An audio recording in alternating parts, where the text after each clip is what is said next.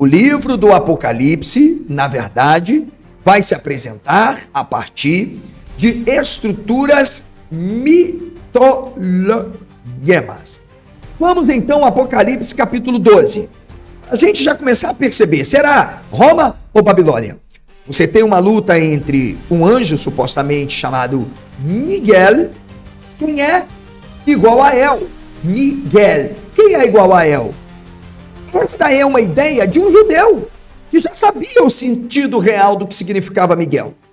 Mas também nós temos a figura de um dragão. Ora, ninguém mais para conceber a ideia do que representava um dragão senão os judeus, porque estavam familiarizados com uma história antiga, não de seus ancestrais, mas dos próprios babilônicos, onde eles estiveram cativos durante muitos tempos, representando a ideia da grandeza e força do dragão numa luta cósmica com Marduk. A luta que você conhece. O mitologema entre a luta que denota a ordem e o caos. Falando de mitos fundacionais, nós temos um paralelo muito claro entre Marduk e Tiamat, representando Babilônia. No Israel antigo, ou o judaísmo antigo, ou os judaítas, Golá, podemos ter Baal e Iam, já em Ugarite. E na dimensão própria dessa tradição que rompe com os sumerianos, rompe com os persas e também com os babilônios, Javé versus o Leviatã. Isso está presente nos Salmos e bem como em Isaías. Logo, a gente precisa agora justificar esta proposição e de uma maneira muito honesta. A função dos mitologemas nada mais tem por finalidade, claro, demonstrar essa função arquétipica. O mal não é aleatório, ele é parte de um drama real histórico. E é assim que se faz mitologia, é assim que está na República de Platão, é assim que está em Plutarco de Queroneia, Cícero e Teocídides, entre outros, inclusive em Flávio Joséfo.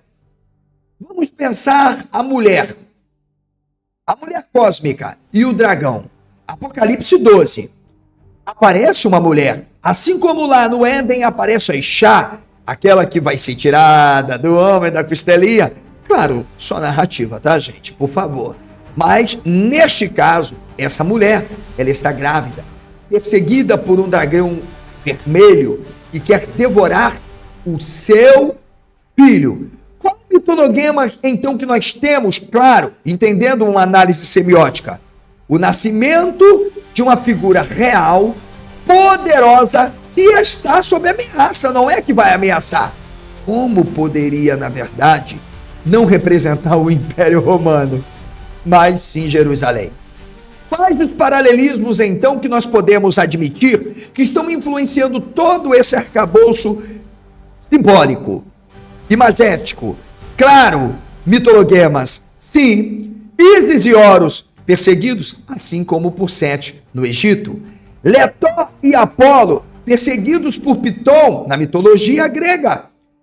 O Herodes perseguindo o tal menino Jesus. Eu não vou nem dizer aqui questões nenhuma do Jesus histórico. O Evangelho de Mateus, entre outros. Portanto, temos uma figura real que cumpre um papel, a função de um Messias como parte de uma narrativa mítico-soteriológica e, de alguma forma, universal, porque o judaísmo nunca teve uma ideia universalista. Isso somente o Império Romano teve. Ou seja, o nascimento da salvação como algo que provoca uma reação violenta do mal. Seria o Apocalipse uma apologia, de fato, aos interesses totais de Roma? Ou seria o Apocalipse uma narrativa de resistência antijudaica? Ou podemos dizer que o Apocalipse é uma combinação de tudo, já que não se pode falar de unidade literária? Pois se não teria que admitir que todo o Apocalipse ou ele é antijudaico ou ele é anti-imperialista, já que aparece figura como Cordeiro que tira o pecado do mundo, que morre, ressuscita, e aparece revestido de vestes brancas, e aparece aqueles que foram lavados no sangue do Cordeiro, e por aí vai. a besta e o falso profeta.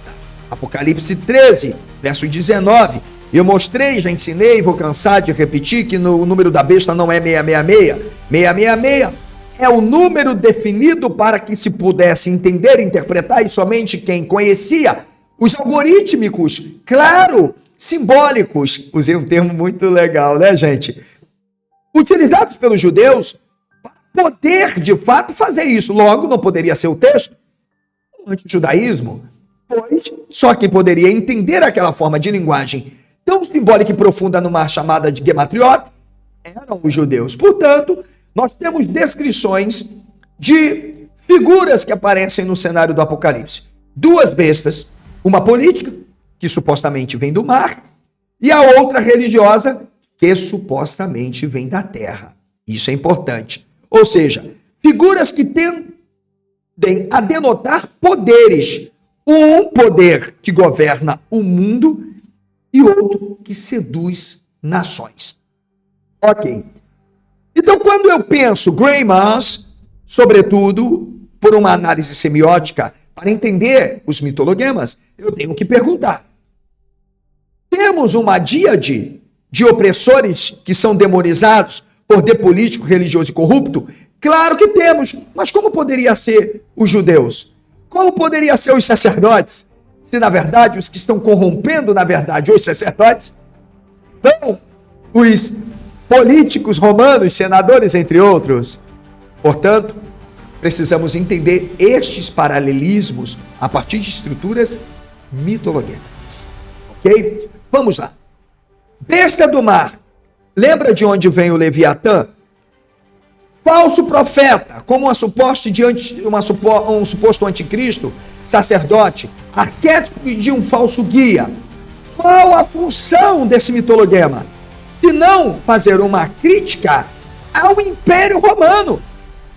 As religiões que estão sendo abraçadas, infundidas, sincretizadas pelo Império Romano. Leia Cristianismo Primitivos, leia Mircea Eliade, entre outros nomes, Marcel Detienne, para você entender como funcionam isso. As legitimações de religiões que estão sendo fundidas e sincretizadas em Roma e que vão na contramão de toda a ideia que os judeus abraçaram sobre suas crenças. O mal se manifestando através do que, professor? Sistemas institucionalizados. Mas agora nós temos que entrar em um ponto muito importante. E é claro que isso aqui é só uma introdução, tá? Eu ainda não comecei a abordagem. A grande meretriz. Seria Jerusalém a grande meretriz? Como poderia? Se, na verdade, Jerusalém, quanto cidade, não tem qualquer, vamos chamar assim, função política objetiva contrária aos interesses de Roma, mas sim contrária aos interesses dos judeus. E, portanto, servindo a quem? Aos romanos. A grande meretriz, portanto, quem prostitui alguém é Roma e não Jerusalém. A mulher vestida de púrpura, sentada sobre muitas águas, supostamente embriagada com o sangue dos santos. Lembrando, eu não vou nem falar de tantos deuses que pressupõem a taça do vinho, a deusa Ísis e por aí vai. Ok? Então, qual mitologema próprio nós temos aqui para poder entender a partir dessa simbiose de imagens e símbolos que caracterizam essa narrativa?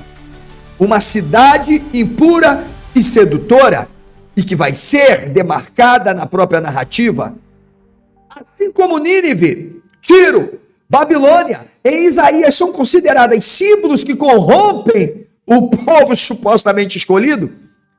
Roma não é a cidade que de alguma forma vai corromper, portanto, os escolhidos. Se possível for, ele enganará até os escolhidos. Ora, talvez o termo que eu vá utilizar aqui seja desconhecido de alguns que leem apenas, sei lá, Joseph Etzel ou outras coisas, ou Ip Sanders, né, Joe Palmer, ou Richard Carey, então citei cada grupo específico. É a ideia de Mefistófeles.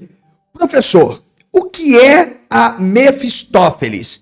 Mefistófeles era uma forma de linguagem que tinha por objetivo condicionar, acomodar.